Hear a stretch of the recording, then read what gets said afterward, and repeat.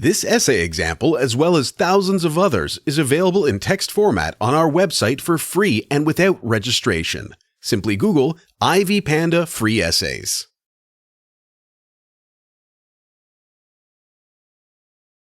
Introduction.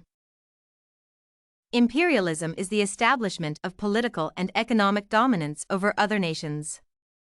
Many nations took part in colonial empires, including the United States, during the 19th century. America, on its own, is not supposed to be an empire. It was a rebel colony, initially being the first system to dispose of British rule. Imperialism was first practiced in Samoa, which motivated the rest of America. The United States had positive motives when they got involved in the task.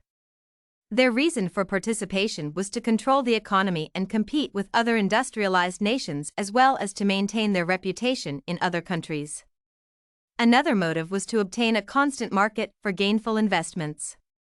There was also the religious motivation, with the desire to introduce Christianity to foreign and traditional cultures. Americans viewed imperialism as a way of uplifting the uncivilized people in the world in a moral way. Production was very high, and America needed to protect its expanding foreign markets. Hawaii had been dominated by Americans way before the war. America had already started investing in Cuba's natural resources, while Hawaii's best ports, already under America's control, were used to access China for efficient trading. The State's Secretary pressured Europeans to stop blocking America's participation in China's trade.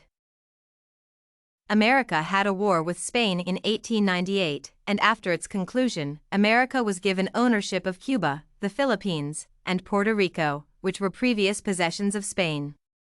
America wanted efficient and easier access of its navy to the Pacific and the Caribbean Oceans. A negotiation between American officials and Britain confirmed America's domination and regulation over the canal. A French canal company official gave Americans a central section of Panama to build the canal. He also gave America the right to take more land or use troops in Panama when necessary.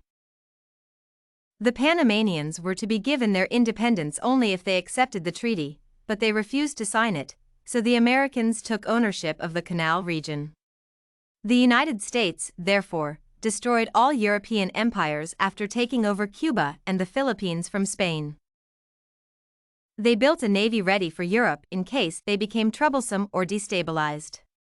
From 1939 to 1945, the then American President, Roosevelt, extracted British colonies, including the Caribbean and West Africa, and in exchange, he offered assistance to Britain during the war. Years after World War II, America was already exercising authority and power in the Belgian Congo, which was previously dominated by Britain and French Indochina. Criticism of imperialism. Despite the fact that many Americans believed in overseas expansion, many other Americans opposed the move. They formed the American Anti-Imperialism League in 1899. However, their campaigns were not successful. The League argued that the imperialism policy was intimidating to personal liberty. They argued that all human races, no matter the color, have the right to live and pursue happiness at all times. The group maintained that the government should obtain its rightful powers from the citizens' consent. They insisted that forced control is a criminal assault and a lack of devotion to government principles.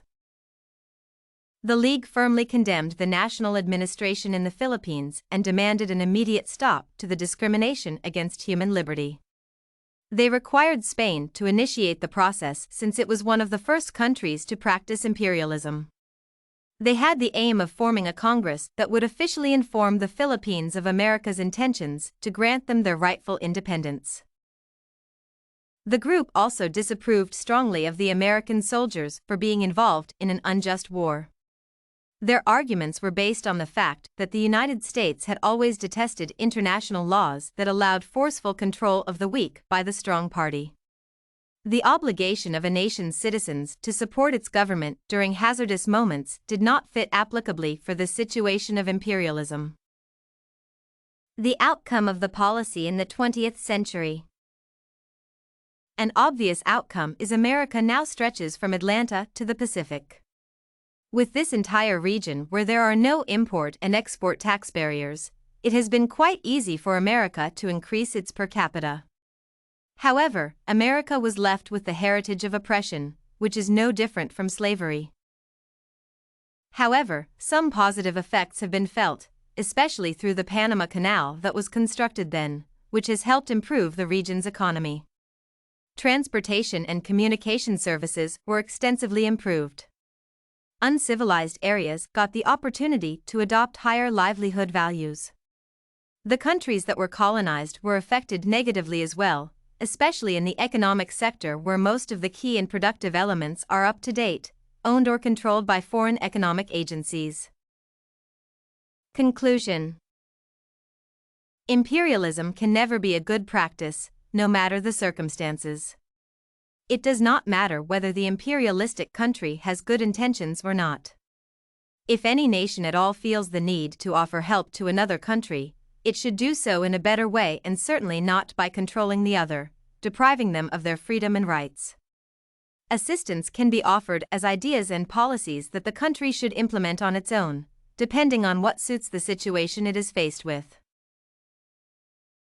If you want to find more works like this essay on American imperialism, definition, history and purpose, head over to ivypanda.com.